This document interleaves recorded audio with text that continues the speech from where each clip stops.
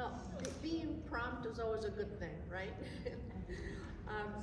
With great pleasure, on behalf of the Elgin Poet Laureate Project Committee, I welcome Aron Dante Ryan as Elgin's new Poet Laureate.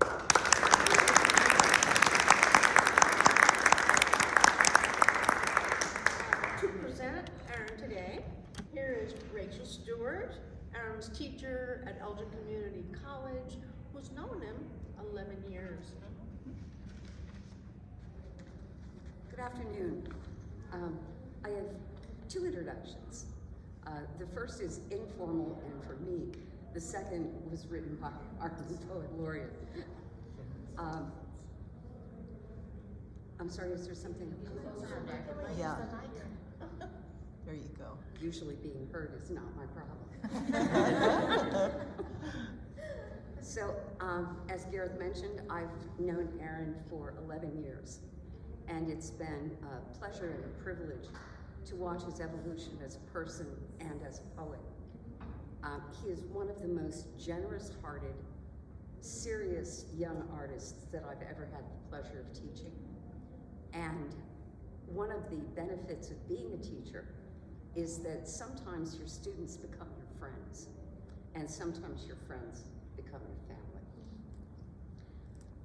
Okay. Aron Dante Ryan is an avid poet and avid reader.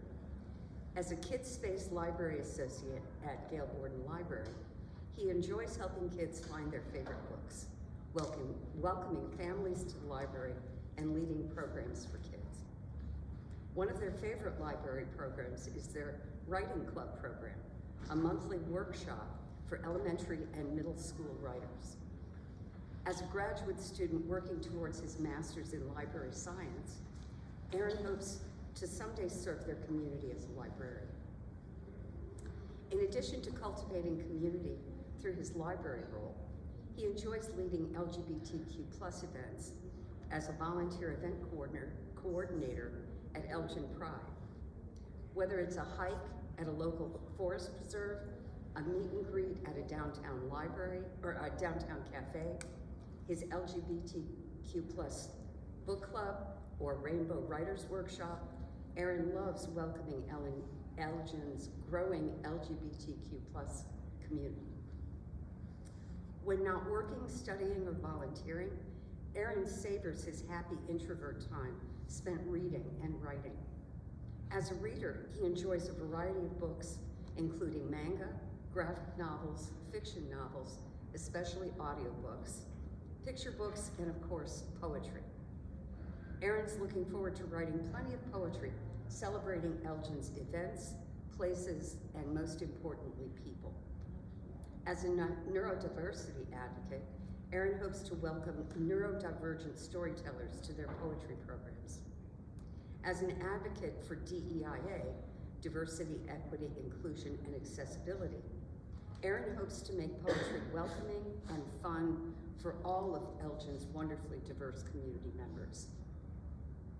When he's not writing Elgin-themed poems, he loves writing his poetry chapbook, Shapeshifter, a collection of poetry exploring the intersectionality of gender identity and neurodivergent identity.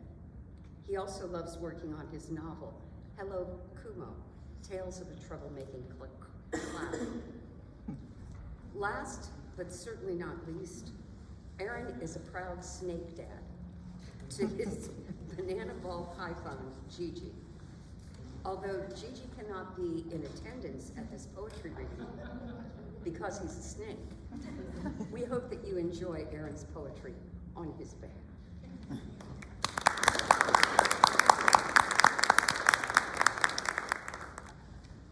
Thank you very much for the wonderful introduction, Rachel and Garrett. We're going to hop into some poetry today. So to start off with, I thought it would be fun, since one of the questions I've gotten most frequently is, what kind of poems do you write as an Elgin Poet Laureate? So with that in mind, we'll hop into some poetry of 3 different Elgin-themed poems. The first of which is called Elgin, City of Light.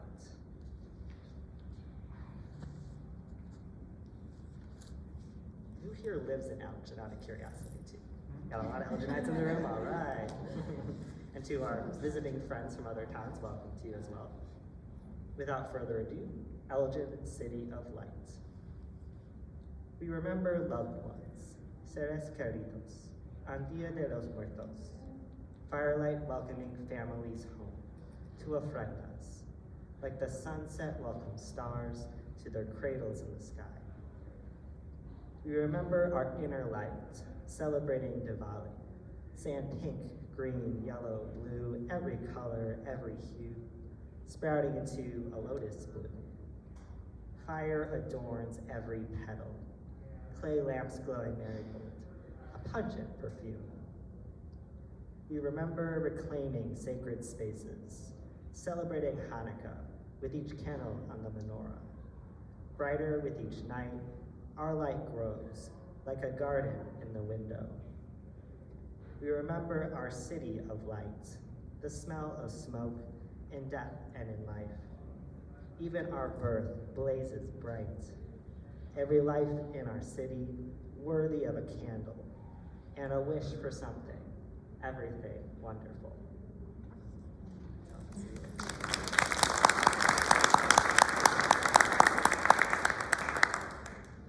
And we got two more Elgin-themed poems for you. One which is more recent, fresh produce, as my friend Percy would say, that I wrote for the Elgin History Museum.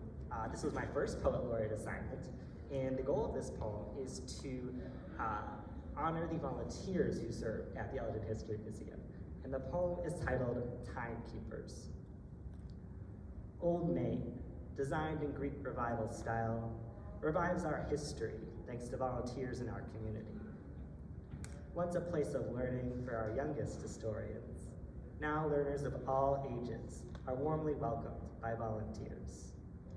Watch how each room keeps history alive as time moves with each new tick-tock, tick-tock. Watches are not assembled all at once.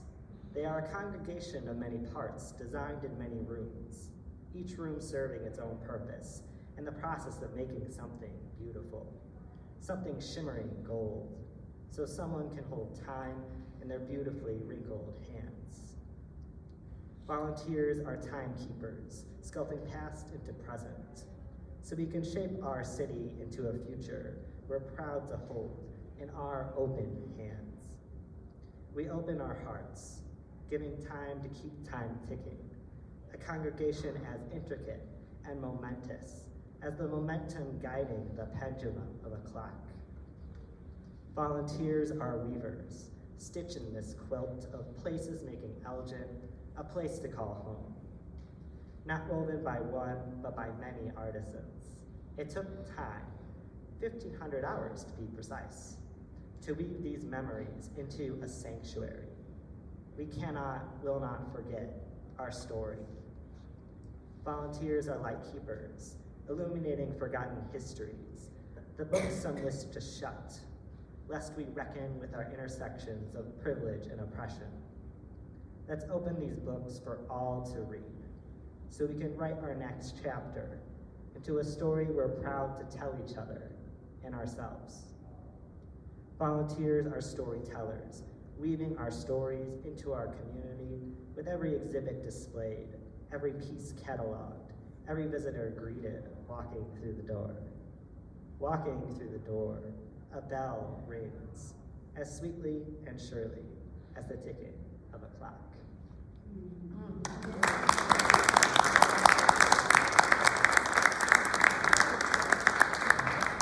Do you have any friends here who've been to the Elgin History Museum? They have a really fantastic clock group there, so I would recommend checking that out if you'd like to see some of the inspiration behind that poem.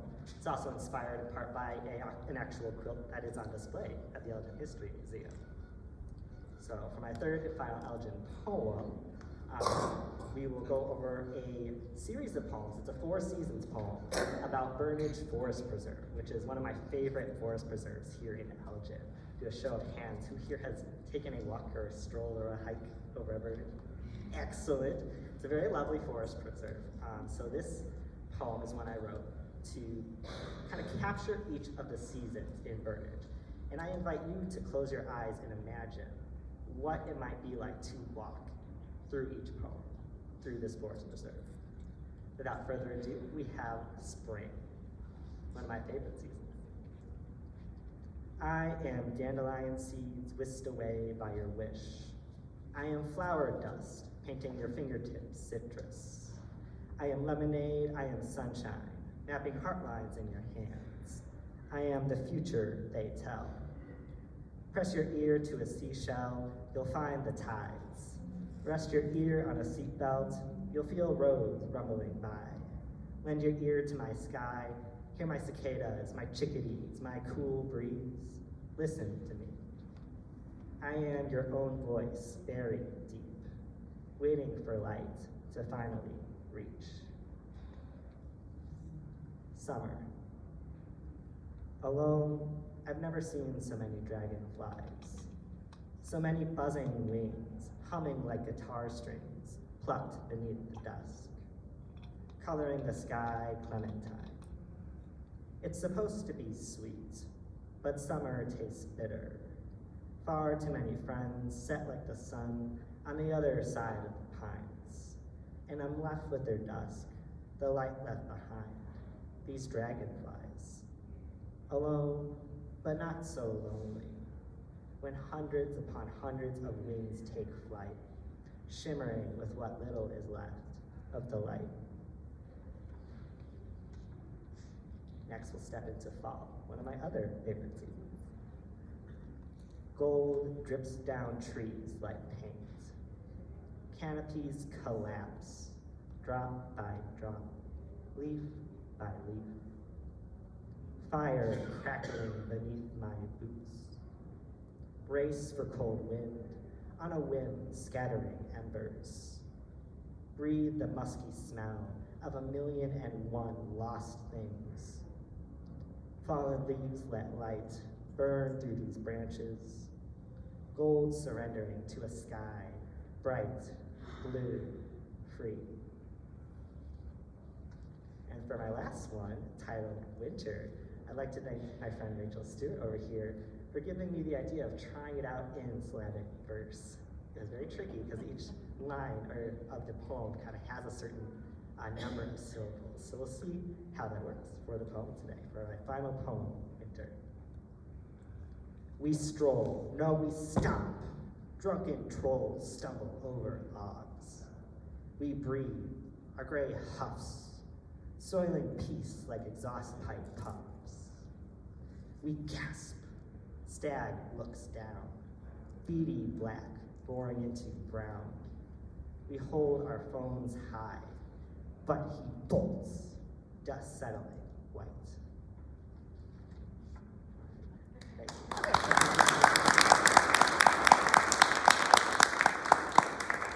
If you'd like to hear more Elgin-themed poems, I do want to note that we have a very special anniversary happening at the library on Tuesday, March 19th. We'll be celebrating Gail Borden Library's 150th anniversary. I have a poem that I will be reading at that event, so if you have any questions on that, definitely feel free to check in with me.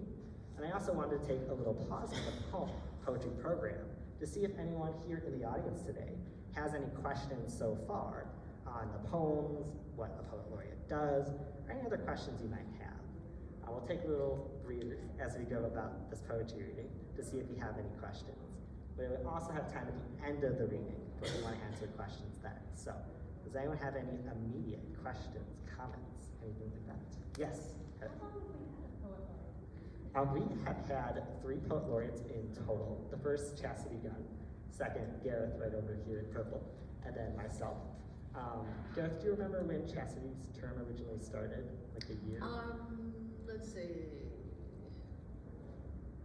2020 to 2022, Sounds about right, yeah. I think, yeah. Around 2019, 2020 is when we first had poet laureates. Good question. Any other questions? All right. And we will hop into our next set of poems. If you're interested in learning more about the Elgin Poet Laureate stuff, again, you're welcome to check in with me after the reading. There is also a Elgin Poet Laureate website that has information on upcoming events and Poet Laureate happenings. And without further ado, we're going to hop into some of my own poetry that is not Elgin themed, but is more kind of, instead of looking outward, looking inward. We're gonna dive into some poetry of one of the poetry collections I'm currently working on called Shapeshifter. Shapeshifter is a really fun collection for me to write because it explores intersectional identity within myself. Specifically, we look into how my gender identity goes into play with my neurodivergent identity. Several of these poems explore what it's like for me to have dissociative identity disorder, also known as DID. This disorder is one that I consider to be a neurodivergence, to be celebrated, and that is the tone of these poems moving forward, as well as exploring some of the challenges that systems like myself face through the experience of having dissociative identity disorder. And for those who might not be as familiar with the psych lingo on that, DID is a neurodivergence that instead of developing a single identity, systems develop multiple identities, each with their own name, their own experiences, and often cases even their own memories they're attached to. So, if you want more information on that, I'd be happy to recommend some resources, but the goal of today's program is to go more into the creative expression of that through poetry. So, without further ado, I'd like to hop right into Shapeshifter. I am a birthmark. Lift the hem of my hoodie. See this comma, this raindrop dripping down my rib. Eclipse with your thumb. Press down. Feel the bone caging this song. My heart doesn't belong to me. I share this pulse with him, with her, with these altars living rent-free in my head. We're squatters, we're shapeshifters, changing gender as easily as light changes colors. My body can't hold its shape any more than clouds can hold the shape of rain. I am a prism. Run your fingers through my hair so the light bends, breaks, changes shape. Reach into his fire, flickering gold curls, except her hair's violet like a bruise, like wisteria branches blooming down my waist. Rest my chin in your hands. Do you know who I am when we all wear the same face? Am I transgender if my body never settles on its shape? Boy, girl, depends how light shines through the prism of my mind. Am I out of my mind? Do you believe I'm real as the shape of my birthmark? Real as the color of my eyes, kaleidoscopes reflecting light. I am slipping, so slip your fingers through mine. Trace the lines in my palms. Is there a future worth telling? Kiss my soft bone knuckles. Are these fists just for fighting? Press your thumb to my wrist. Is my heart beating? I am as real as my pulse. Beneath the skin, we are motion. We are commotion. We exist by shifting our shape. What's my name?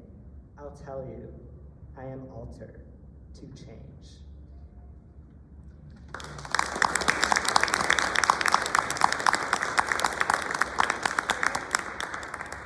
Explain a little bit about what neurodiversity means? Oh yeah, absolutely. That's a very good question. So neurodiversity refers to a growing movement where we recognize all the different wonderful ways that our brains work. So it encompasses a lot of different ways that brains can develop that might be different than the neurotypical development of a brain. A lot of this is, of course, rooted in neuroscience and psychology.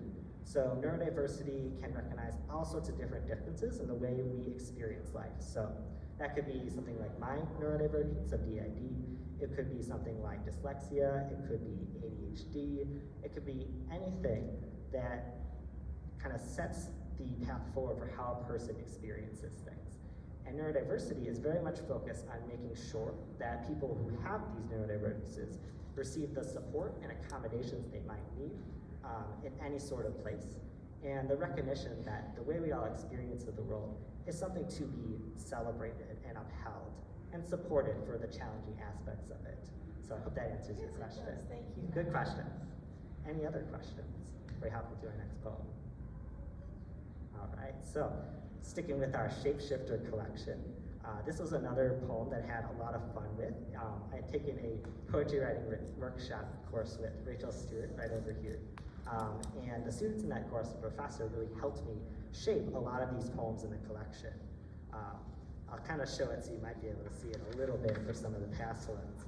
The first part of the poem is shaped like a raindrop, which is the same shape, concrete poetry, exactly, as the actual birthmark that I have.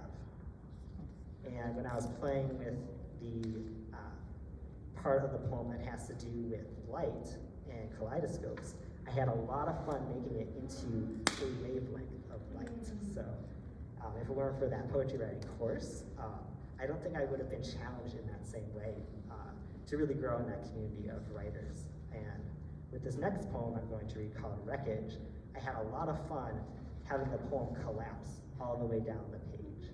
So if we have any writers in here who like to write poetry, I definitely encourage you to play with form on the page. It's a lot of fun. Though I am biased, of course, being a poet. This particular poem is definitely more of a mental health poem too, so I hope it might help you in the same way it's helped me to be okay with the rainy days you might have with your own mental health. Wreckage. You will survive this storm. When the wind rattles your mind's battered windows, let the storm inside. Let your heart break your ribcage. Let your scream flood the pillow. Let your fist strike the mirror. Let it shatter. Let your reflection break into someone you don't know. Let every flood you feel break every dam you built. Let your lightning strike. Set your brain alight. Your head filled with smoke, with what you couldn't achieve, with who you couldn't be. I don't know me. I don't know me anymore.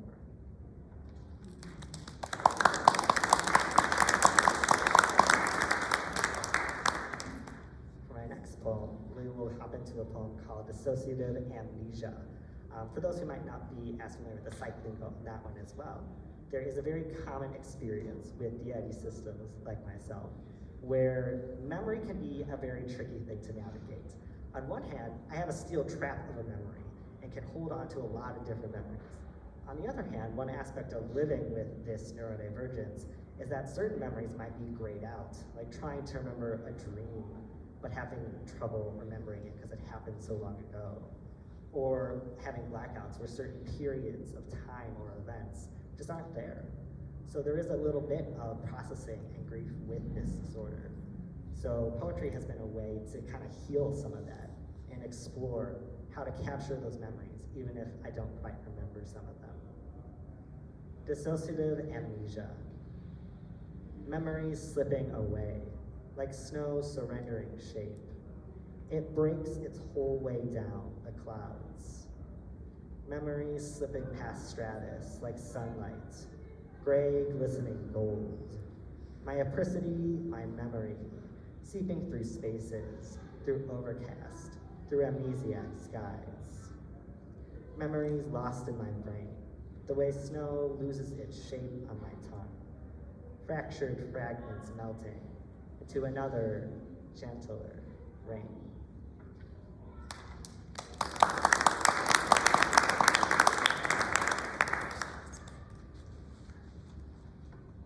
So, next up, I think we'll hop into some more fun poetry focused on the gender identity aspect of this collection. One of which is a poem that I performed here at the library for the first time in one of Garrett's poetry workshops. It's a very special poem to me, so I'd be happy to share it with you. The title of this poem is called Cellist. Do we have any people here who play instruments, by the way? Yeah, a few people? Excellent. For you, I play violin. It squeals like a weasel caught in a vacuum. Or a clown inhaling his own balloons. I paint my smiles. I put on a show. You throw tomatoes at my head, laughing how badly I sing, in a voice that was never my choice. I was assigned this instrument at birth. No, before then. before I'd formed fingers with which to grasp my own bow. Alone, I play the cello. I vibrato on the lower notes, letting their melodies linger. I conduct my own concerts, I pluck my own heartstrings. I am foghorn piercing this cold gray mist. I am wolf in sheep's clothing, a boy wrapped in a pink blanket. I don't know why I howl, why my cello crescendos for an audience of one. Although I try to move on, I hear their song when there's no music. Although you've claimed I could never be a cellist, I can't change the rhythm of my bleeding wolf heart. Press your stethoscope to my chest and listen to the man I've always been.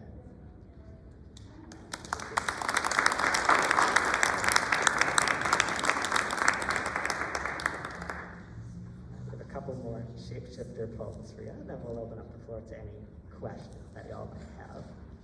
The first poem that I'll be reading is called My Garden. Raised a perfect daughter. Mother bound me in a bouquet. No petal out of place. Caged in cold, colorless vase.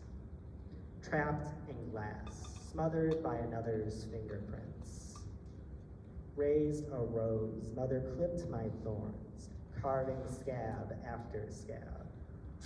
Picked my withered petals, snipped my wilted stem, leaving less and less of me.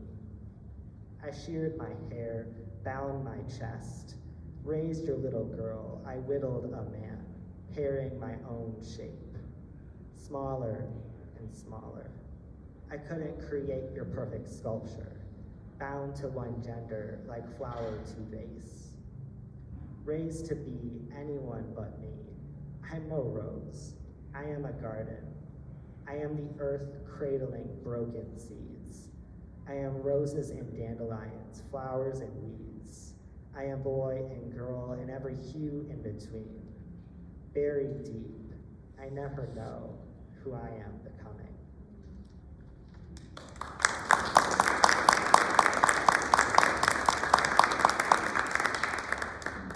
For my final shapeshifter poem, we have some more fresh produce. I'd like to thank my friend Percy for helping inspire this one as well. This poem is titled Cosmic. Fun fact about shapeshifter and cosmic, they're both inspired, the titles at least, by different songs I like quite a bit. I find that music is the #1 inspiration behind a lot of the work that I do. Shapeshifter is actually inspired by, with the title, a Carlos Santana song and album called Shapeshifter. And Cosmic is inspired by a song by one of my favorite bands, Avenged Sevenfold. They have a lot of themes of space and exploration. And when I looked up the word cosmic on Google, because I am that poet who wants the exact word for a poem, I learned that it not only encapsulates with the definition something that relates to the cosmos or outer space, but something that's also immeasurably vast. And I thought, what a beautiful way of understanding the idea from my own experience. Cosmic. I am not alone, floating in the Gulf of Mexico, as the color melts out of the sky, the line between ocean and heaven blurring black, leaving only crashing waves. The horizon dissipates. I am not afraid. Are you afraid of the ocean, of what lurks beneath? Sharks with sharp teeth, monsters in the deep. I am no monster. I am only alters, not a solitary splash, but a chorus of many kissing the distant shore. Beneath these waves braves an ecosystem of all the things you cannot see. I am a coral reef, a rainbow shrouded by night. Each color has their own name, their own identity, their own way of blooming inside this body we call home. I am a shapeshifter, or at least I wish I could shift my shape as easily as the ocean sculpts waves. Are you afraid of who I am? What I am? Are you afraid I'll slip away like water through your fingers? I am a galaxy, or at least I hold the universe in my reflection. Full moon rippling in my chest, stars twinkling in my skin. Trace the stars down my arms, and you'll map my constellations, veins flowing blue down my waiting wrists. Press your thumbs to my wrists. Find a pulse shared by many who are scared not of the ocean, but of what happens when we share our diagnosis. I am a seashell pressed to your ear. Do you hear all our voices? Will you love me for all of me? Will you skip stones across my skin, bruising my tranquility?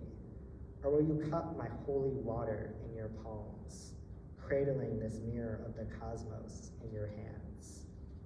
I am a love story waiting to be told. If only you'll believe the story we're telling. We are as real as the ocean whispering back.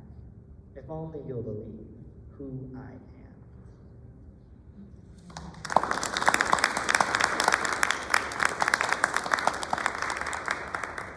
Does anybody have any questions on Shapeshifter or any of the poetry I've read so far? Yes.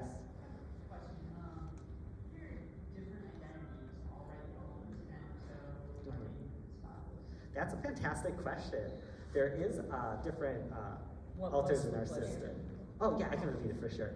The question was about if different altars in our system write different poems and if that influences the way the poems are shaped, which is an absolutely yes.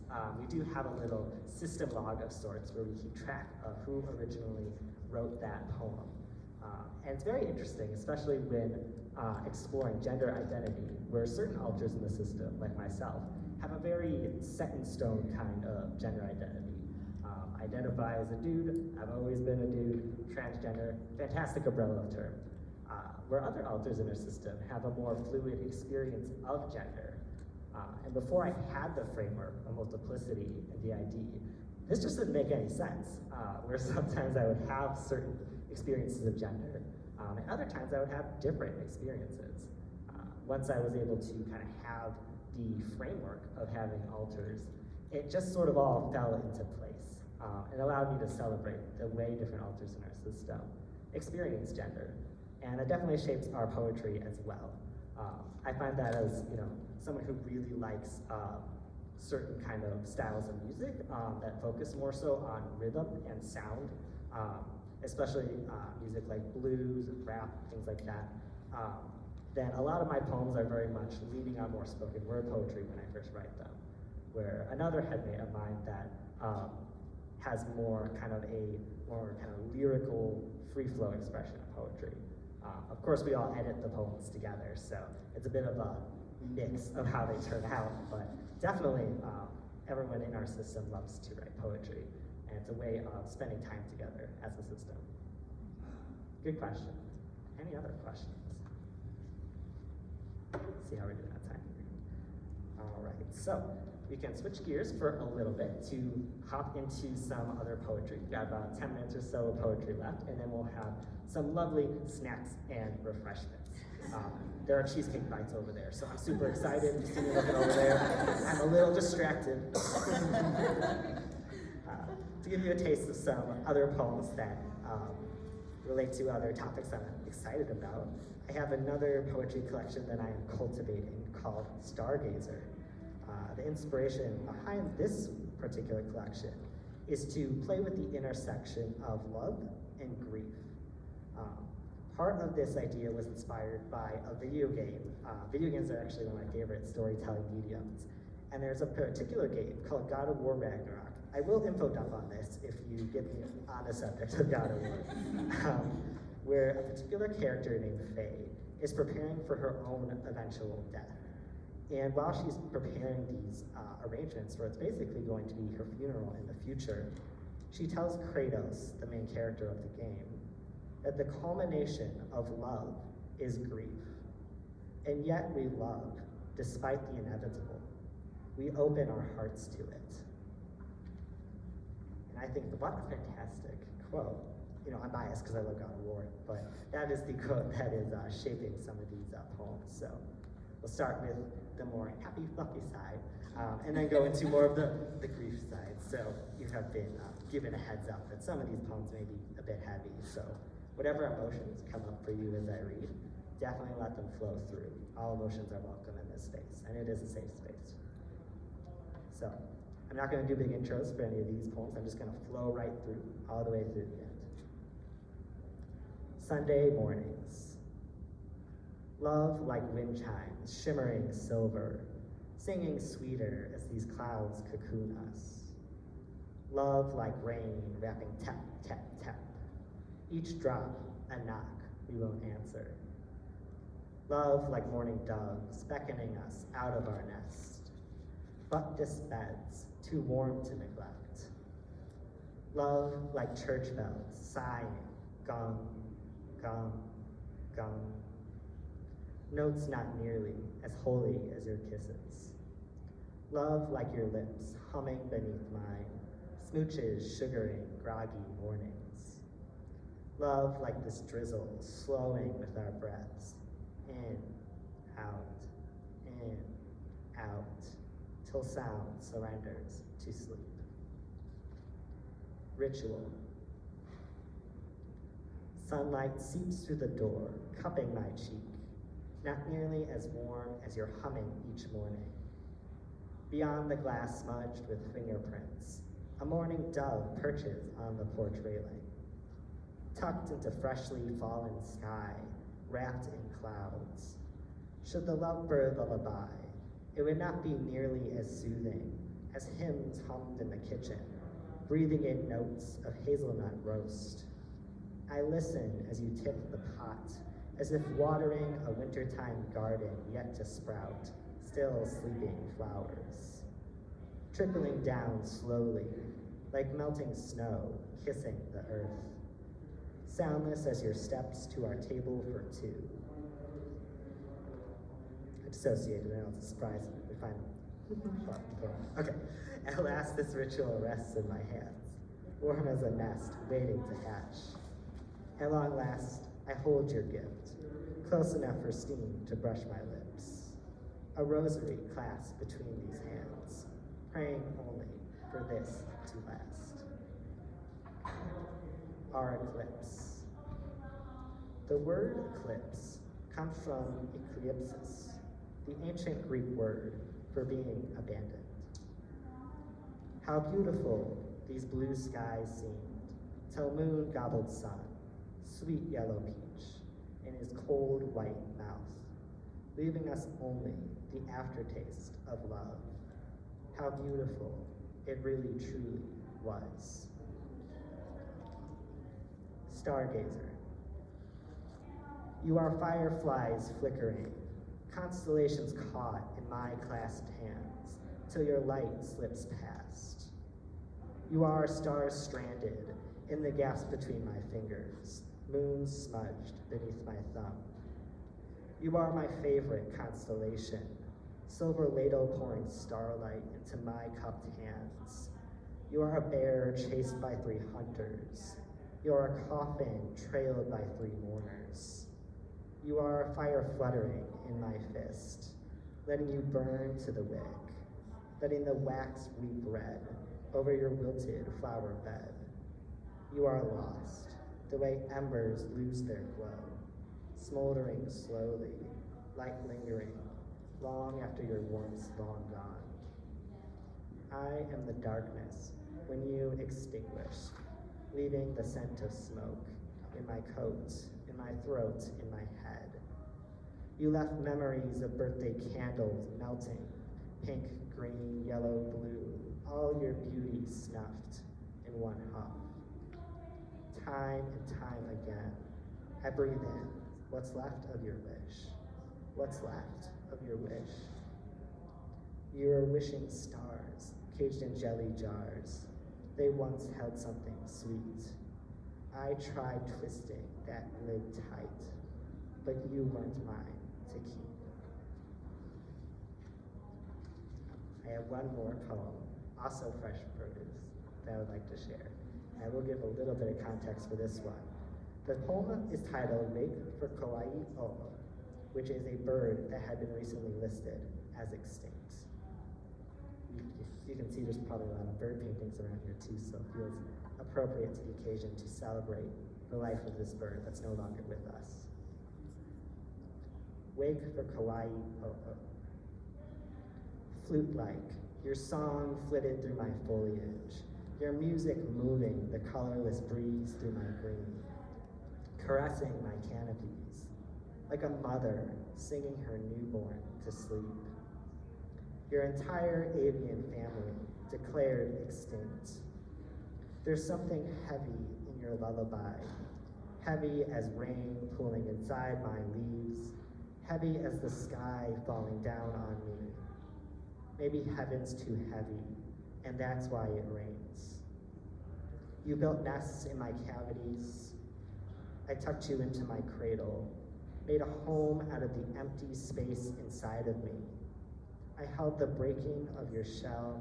I held the cries of your hunger. I held you, my dear fledgling, the first time you spread your wings to fly. Your feathers were as dark as my bark, except for the tufts above your feet, flickering gold like the setting sun. You did not know your sun was setting. You did not know your final song was the call for love unanswered. It could be mistaken for something human. Your shrill whistles piercing the inevitable dusk, crescendoing over crickets and gokis and other songs that survived this long night. Now they light memorial candles, grieving the species lost to forever slumber. They paint your plumage, preserving your beauty, digitize the melody that once belonged with another's song. It's a shame. They'll never know the duet that could have been. How many songs must be lost? How many wicks must be lit before another life's extinguished? Thank you.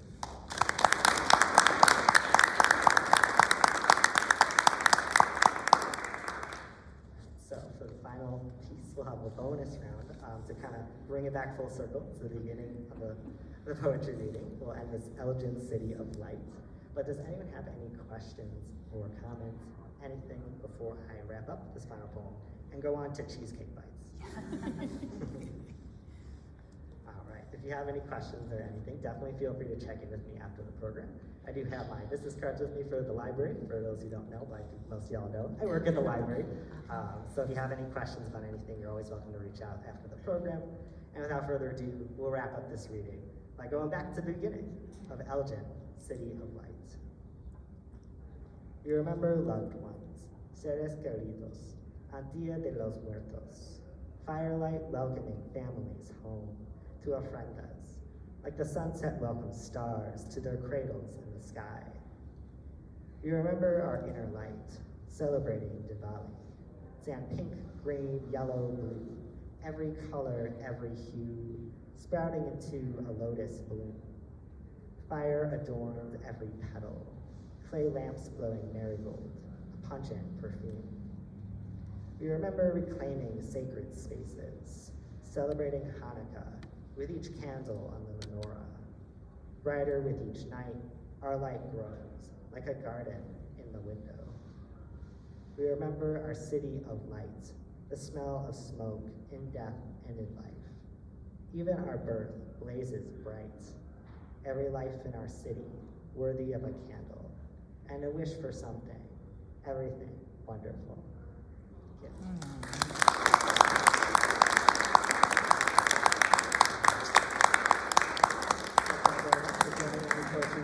Feel free to check in with me, get some cheesecake bites. There's other stuff besides cheesecake bites, but that's clearly what I'm focused on. Thank you.